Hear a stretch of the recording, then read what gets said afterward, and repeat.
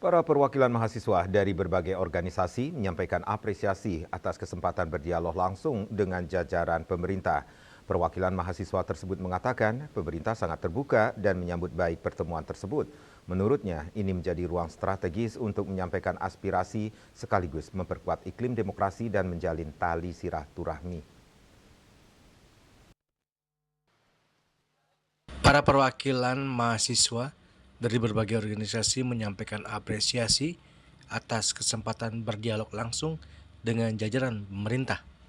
Perwakilan mahasiswa tersebut mengatakan pemerintah sangat terbuka dan menyambut baik pertemuan tersebut. Menurutnya ini menjadi ruang strategis untuk menyampaikan aspirasi sekaligus memperkuat iklim demokrasi dan menjalin tali silaturahmi. Koordinator Media BEM SI Kerakyatan, Pasya Fazila, menilai undangan silaturahmi tersebut sebagai wujud keterbukaan pemerintah.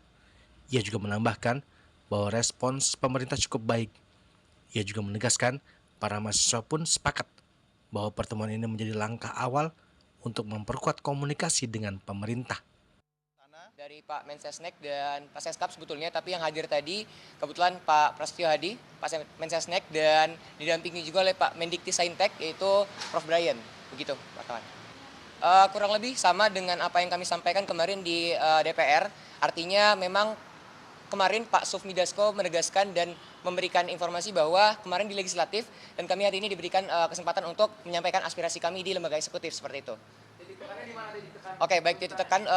Pertama, mungkin kami menekan dengan keras bahwa untuk segera mensahkan RUU Perampasan Aset yang kemarin sudah kami sampaikan di DPR RI. Namun mungkin untuk hari ini kami segera secara lantang juga atas nama BMC Kerakyatan menyampaikan bahwa kami dengan tegas untuk menuntut dan menekan Bapak Presiden Republik Indonesia untuk segera membentuk tim investigasi terkait dugaan makar. Seperti itu, kawan-kawan.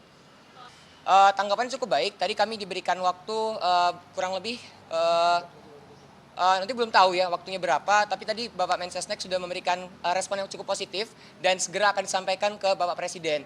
Kebetulan memang tadi sebetulnya Pak Presiden ingin menemui kami, namun ada acara maulid di Istiqlal kebetulan. Dari Jakarta, Juli Suwarta dan Ketut Sumadiasa melaporkan.